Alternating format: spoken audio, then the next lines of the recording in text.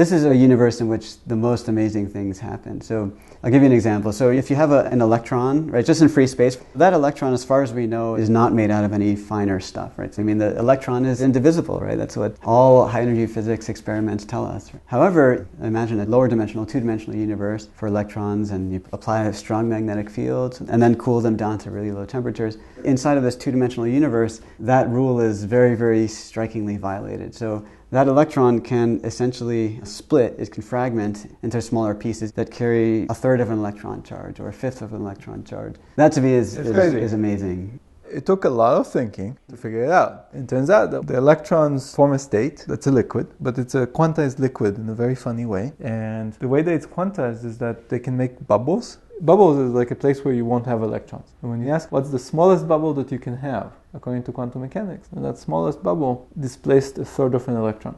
You cannot break that bubble down, and any charge fluctuation that you will see in that liquid will consist of several of these bubbles. I mean, there's various other sides of this which are also quite cool. But another really neat thing that's going on in this kind of universe is that the electrons have, in some sense, become knotted up with each other. So when the electron splits into some number, say 3, in some ways, you should think about them as not just splitting, but like being little needles. And they have a string that goes back to the dawn of time for that system. And then when another electron comes and circles around one of those bubbles, it turns out that they're threads, not. You can actually keep track of how many times one electron circled another. The wave function is like a register of what's the knot that your system created. Okay, so now let's talk about quantum information. So, the usual problem with why quantum computing has proven to be so hard is that basically external noise from the environment is always sort of corrupting the quantum information which we're trying to so desperately to preserve in our quantum computer. So for example, a stray bit of photons might leak into the quantum computer. And if you're trying to store the quantum information in some local property of your system, maybe a property of an atom or something like that, well, that photon can hit the atom and then mess up your quantum information. However, these bubbles that carry fractional charge, which we were telling you about, they're called anyons. The beautiful thing about this is that you can use their behavior to make a noise-free quantum computer. So let's think about the setup. You have your device, and now I'm producing 2 anyons. Now, think about the 2 anyons being together as being some particle that has some degree of freedom that can be either up or down, like a spin, or maybe like a coin. But now you separate them, and then it turns out they still have that property. But you can't tell what that spin is when you look at each individual. In order to know what's in the box, you need to bring them together and then you find out. You can't look at this one or at that one separately and figure out what the information is.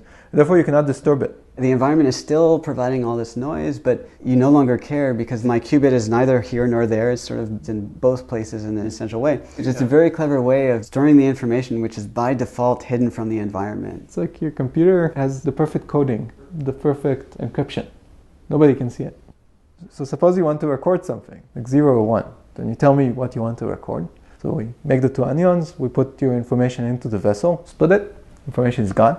But now we can manipulate that information by taking another 2 anyons. So for instance, give me another number, we put them in another pair.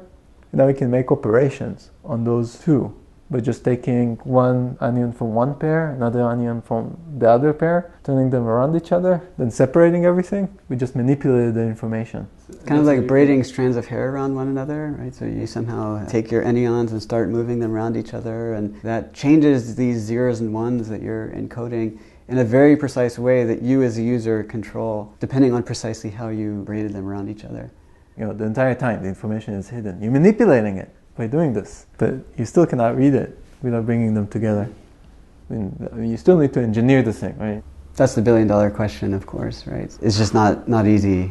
But there has been like a sort of revolution in how we approach the problem, which I think is pretty exciting. So we're figuring out how to leverage technology that goes into making ordinary computers so amazingly powerful, right? Taking semiconductors and then modify those semiconductors to essentially force the electrons into behaving in extraordinary ways that we need to get these anyons.